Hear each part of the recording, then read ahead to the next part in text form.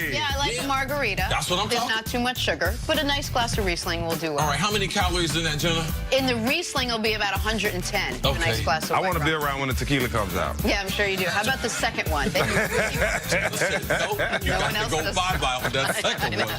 Otherwise, you'll be around for a long time. To the NBA now. Lakers lost a brutal game to the Knicks yesterday. Yep. Nobody heard that because no one's listening. Nice. With a chance to win, LeBron's shot was blocked at the buzzer by Mario Hezonja. That capped a 4 of 15 quarter for LeBron James, the worst of his career. Earlier in the game, Knicks analyst and Hall of Famer Walt Frazier cast some interesting criticism on LeBron. Take a listen. This type of behavior is not. When you're the face of the NBA, I think you should be more a part of your team, folks. No matter what is going on in the public, you got to be a part of the team. Maybe in the locker room, you're not, but you have to exude that type of togetherness in public, folks. And right now, we see he doesn't really care. So that's why this man is rumored to. This is his last season as the Laker coach.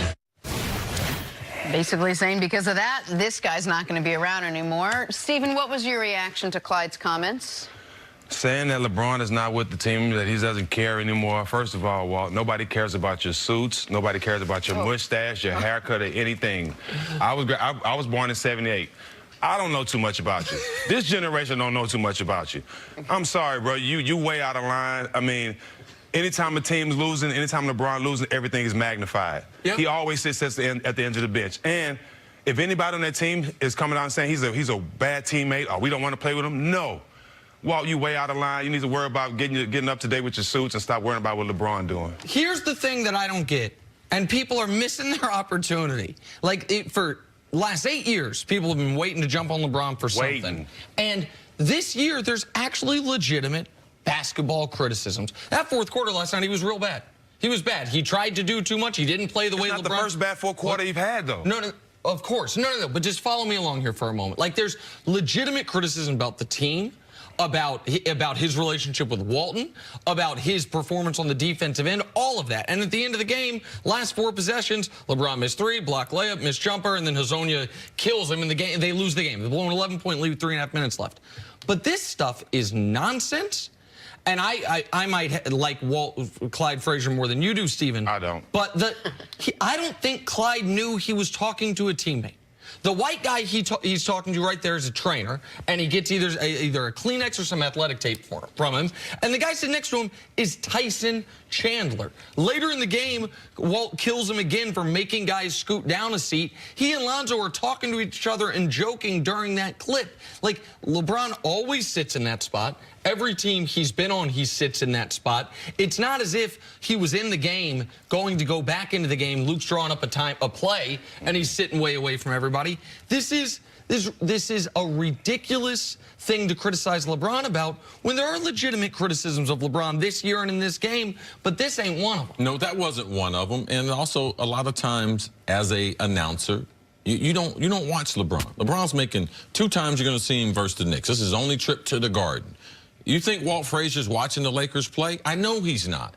I know he doesn't understand the body language. So when the game starts and in-game timeouts, when LeBron is in the lineup, he is in the structure of the huddle or sitting in one of those first few seats, because it's important when you start the game, the coach is going to tell you as far as your assignments, the first few plays, and the theme for which you're trying to march to.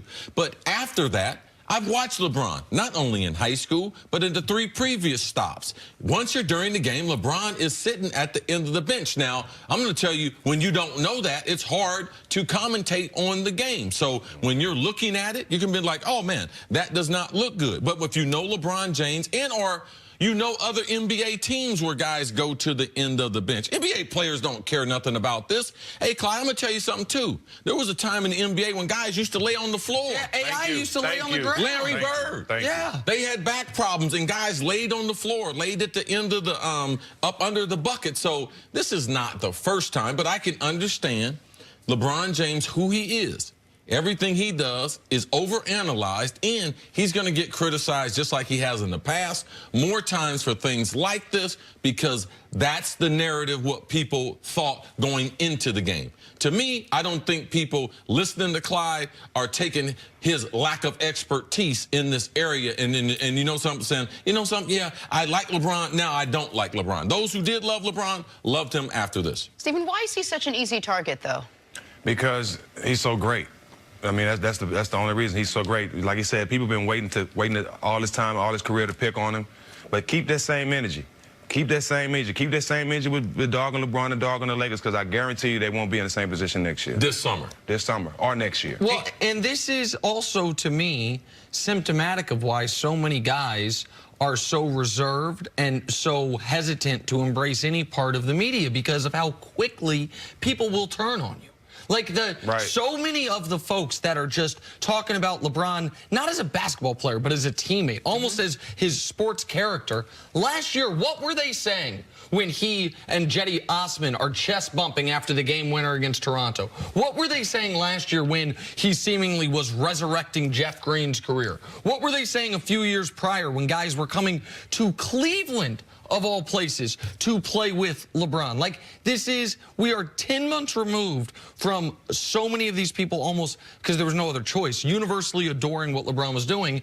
And now it's like, nope, this is how I really feel. Let me kill him for it. Because Walt Frazier came into the game with an agenda. He was going to get that point in there. He was going to get in there because this was such a weird time to do it. LeBron's been a bad teammate this year. Let me find a reason to show you why. And the Lakers, after losing 2 in a row before this game, not even in those basketball games, having a St. Patty's Day matinee where LeBron James is playing in the Garden, where I called for LeBron 5 games ago to put him on the rack.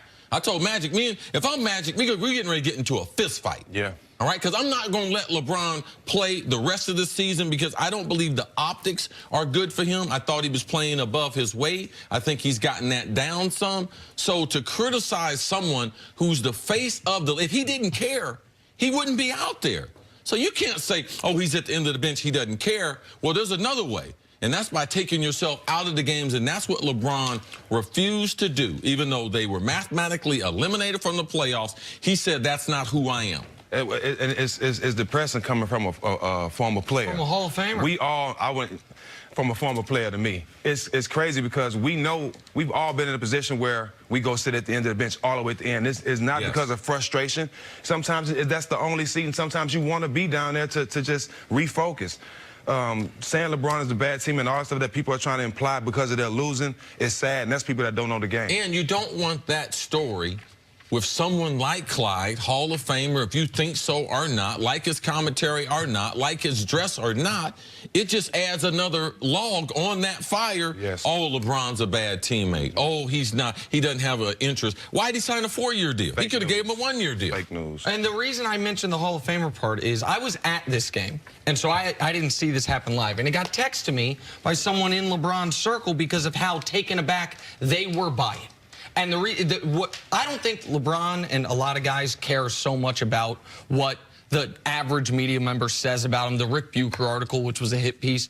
But the guys, when you are in that club with them, not only former player, but guys that are gold jacket club members for the NFL, so to speak. Oh, I know this for a fact. And guys hate to do it. Man, me and Cam Newton, man, we had a nice powwow. And Cam said, man, I respect what you say. And you told me I'm supposed to be better. And I don't mind you criticizing me from where you're coming. But, man, up and down this league, man, I have had guys say, hey, man, people respect what you're saying. You're a Hall of Famer in this sport, and I didn't like it. And it matters. I try to be on top of it. Respect it to check it. That's how I look at it. Respect it to check it. And it will always matter more to like when we're talking NFL, and this is something you and I don't want to say struggle with, but we deal with before the show when we're talking about the topics. And when we're talking about the NFL in particular, if Chris and I were to say the exact same thing, it's always going to matter more to the person we're talking about what he says, because he's been there, and he's been there. Like, and Steve, when we're talking about the NBA, like there is, and so